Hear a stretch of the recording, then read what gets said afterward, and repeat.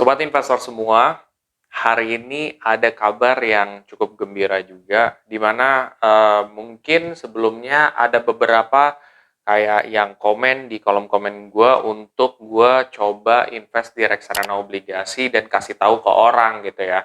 Karena mungkin banyak dari mereka juga pengen tahu itu sebenarnya secara progres per minggu, per bulan itu hasilnya seperti apa dan ya gimana gitu loh. Dan mungkin hasil-hasil ini dapat membantu mereka yang kayak, oh berarti 3 bulan mungkin segini ya gitu, oh mungkin segini. Jadi mungkin bisa jadi masukan gitu ketika mereka belum mulai berinvestasi dan mau mulai berinvestasi. Oleh karena itu, gue hari ini akan mulai investasi di reksadana obligasi. Ya, tapi mungkin nggak rutin ya.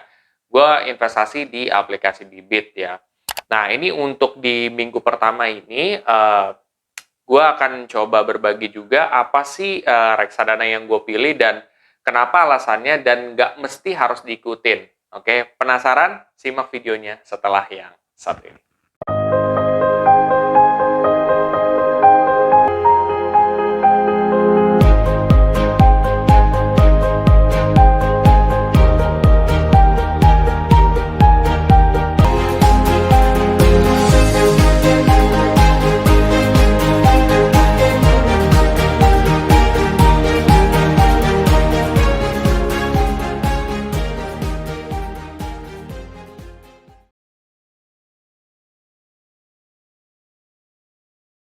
Ya, jadi sebelum masuk ke dalam, kita harus disclaimer dulu bahwa satu, keputusan investasi ada di diri kita masing-masing. Kedua, investasi itu pasti mengandung resiko. Oke, nah salah satu resikonya adalah penurunan. Jadi sebenarnya waktu gue mau reksadana obligasi ini buat invest, ya di aplikasi Bibit ini, gue sempat mikir-mikir juga harus nggak ya gitu. Karena gue juga di salah satu sisi gue mikir, oh ya udah nih ada juga orang yang minta gitu dan beberapa orang minta juga dan kayaknya ini bakal ngebantu mereka juga gitu karena kan kalau pemula nggak mungkin tahu detail gitu loh kayak oh reksadana obligasi nih kayak begini ya gitu nggak gitu makanya jadi ya udah nggak apa-apa deh gitu kan nggak ada ruginya juga gue udah mulai mendidik diri gue untuk rutin berinvestasi mungkin ini cuma sekali atau 2 kali dalam sebulan gitu ya oke jadi gini. Reksadana obligasi atau reksadana pendapatan tetap yang gue pilih di sini adalah Sukor Invest Stable Fund. Ya. Kenapa? Gitu. Nah, Sukor Invest Stable Fund itu sebenarnya ada banyak macam lah ya. Reksadana obligasi itu banyak juga yang bagus gitu. Nggak mesti lo ngikutin gue gitu. Karena gue bisa nih gitu loh untuk invest di reksadana obligasi. Kenapa maksud gue bisa? Artinya bahwa kan itu harus menyesuaikan dengan profil resiko juga gitu loh. Nah, di sini reksadana obligasi yang gue pilih adalah Sukor Invest Stable Fund.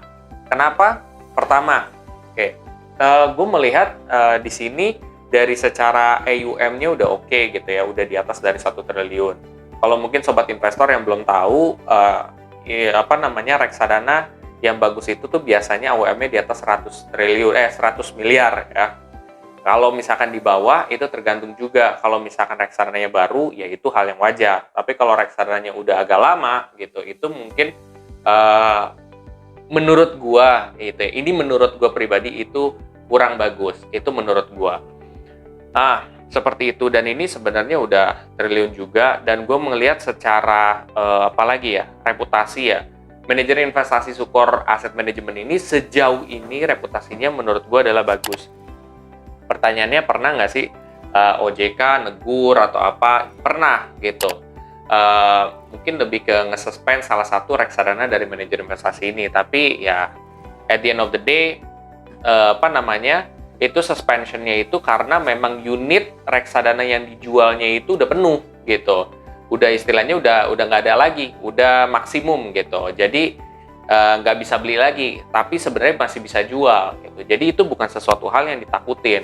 Suspension yang ditakutin tuh yang kalau misalkan AUM-nya drop, reksadananya bermasalah, ternyata dia terlibat apa, nah itu yang ngeri-ngeri gitu. Jadi menurut gue secara reputasi juga udah bagus dan gue ngelihat overall bagus sih di sini gitu. Termasuk dari return, termasuk dari yang lain gitu. Tapi kan balik lagi guys gitu. bagus hari ini belum tentu ketika kalian nonton itu akan selalu bagus. Makanya kita selalu evaluasi setiap 3 bulan sekali gitu, atau 4 bulan sekali gitu loh, untuk mengevaluasi kira-kira kinerja reksadana kita tuh seperti apa gitu ya. Nah itu mungkin yang kalian harus perhatikan juga. Jadi nggak mesti harus sama gitu. Kalian punya reksadana lain yang lebih bagus, ada. Dan sebenarnya ada reksadana yang lebih bagus di pendapatan tetap. Tapi gue ada beberapa perhitungan yang gue iniin, ya udah gue mendingan ini aja. At the end of the day, kalian bisa cek sendiri cara menganalisa reksadana di salah satu video gue juga, itu ada kok. Nah, oke. Sekilas kenapa gue memilih reksadana Sukor Invest Stable Fund kan.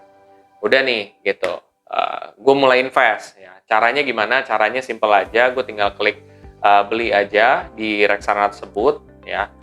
Tinggal klik beli, udah deh masukin nominal investasinya. Terus kalau misalkan gue kan pakai GoPay, jadi udah otomatis kekurang. Udah 100.000 gitu. Udah, gue invest 100.000. Gitu sih. Dan kita lihat ya dalam minggu kedua, minggu ketiga, minggu keempat akan seperti apa progresnya. Sebenarnya kalau kita ngomongin soal reksadana pendapatan tetap, kalau gue pribadi sih sejauh pengalaman gue adalah dia cukup fluktuatif ya guys. Jadi jangan samakan dengan reksadana pasar uang. Karena reksadana pasar uang, dia untungnya dikit. Kalau untungnya dikit, biasanya fluktuatifnya juga dikit. Kalau ini, kan dia termasuk keuntungannya lumayan nih. Fluktuatifnya juga lumayan gitu. Jadi kalau misalkan kalian mau lihat suatu reksadana, jangan terpatok sama return ya. Return itu pasti di baliknya ada risiko gitu. Semakin gede yang kalian lihat returnnya ya, itu semakin gede juga risikonya gitu ya. Seperti ada salah satu reksadana yang dia dalam setahun dia bisa untung 100%-an gitu ya. Kalian mungkin bisa cek sendiri. Itu resikonya juga 100% gitu, resikonya pun juga besar gitu. Dalam jangka waktu singkat mungkin kalian belum mendapatkan keuntungan gitu ya. Dan memang secara pengalaman saya dalam beberapa bulan tuh agak masih fluktuatif gitu, dan rata-rata kamu bakal ngeliat minus gitu. Seperti itu. Jadi kalian jangan kaget gitu. Nah, gue juga nggak bakal kaget di sini tuh bakal terjadi minus juga. Nah, kalau untuk kalian pengen tahu lebih detail soal minus atau apa, biasanya tuh lihat di drawdown-nya. Di drawdown tuh kelihatan banget. Di drawdown kayak misalkan, oh penurunan maksimum dalam setahun kemarin ya, itu adalah minus 0,06%. Oh berarti minus 0,6% nih yang pernah terjadi gitu ya. Kayak gitu. Jadi sebenarnya itu yang bisa dijadikan acuan juga buat kalian gitu. Itu sih, itu harus diperhatikan juga. Nah sekarang mungkin di video awal, gue akan coba ngasih tahu tips aja dalam berinvestasi di reksadana pendapatan tetap. Jadi mungkin kalian yang mau invest tuh tahu ya tipsnya seperti apa. Pertama, tips dari gue adalah satu, pilihlah reksadana sesuai dengan profil resiko dan tujuan dari investasi kalian. Jadi gini, setiap reksadana itu punya profil resiko untuk orang yang profil resiko tertentu dan tujuan tertentu. Misalkan, kalau misalkan reksadana obligasi atau pendapatan tetap, itu buat orang yang memang sekitar 3-5 tahun gitu. Kenapa 3-5 tahun? Boleh nggak ditarik di bawah dari segitu? Bisa, boleh. Tapi pertanyaannya, kamu harus sudah siap kalau seandainya ternyata masih minus atau masih berkurang gitu. Sepengalaman gue sih sekitar 1 tahunan itu udah kelihatan ya, tapi di bawah dari setahun, lo bakal mungkin banyak ngeliat minus juga gitu. Seperti itu. Jadi tips yang pertama itu adalah lihat dulu tujuannya itu kapan nih. Ya, buat berapa lama gitu ya.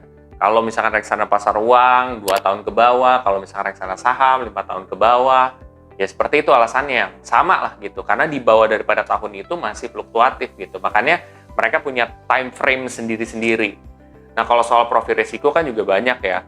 Profil risiko kita macam-macam, ada yang moderat, konservatif, ada juga yang agresif gitu.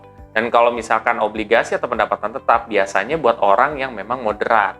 Nah, gimana sih cara tahunya? Kalau di aplikasi Bibit kan kalian ketika awal daftar tuh ada 6 pertanyaan. Nah, dari 6 pertanyaan itu, kalian bisa kelihatan, oh kalian tuh orang moderat. Ya udah, kalau emang orang moderat, ya pas aja gitu reksadana obligasi menurut pendapat gue. Dan memang secara sistemik begitu gitu. Itu jadi pertama ya. Kedua, yang lo mesti perhatiin adalah cara menganalisanya. Jangan terpatok sama return. Itu penting banget ya. Kamu harus menganalisa reksadana secara utuh gitu loh. Dari segi reputasi, AUM atau dana kelolaan, drawdown, Terus juga aspek lain juga dipentingin kayak expense ratio, minimum investasi gitu. Karena banyak banget case kayak misalkan, oh nih dia reksadanya bagus, tapi ternyata minimum investasinya 1 juta, 5 juta. Kita belum ada nih budgetnya. Ya pilih reksadana lain, jangan mentok gitu di situ. Coba cari yang sesuai dengan kitanya gitu. Ya kayak gitu sih. Nah, untuk cara menganalisa lebih detail, kalian bisa cek di salah satu video saya juga. Oke, itu kedua ya. Yang ketiga adalah evaluasi per 3 bulan sampai 4 bulan.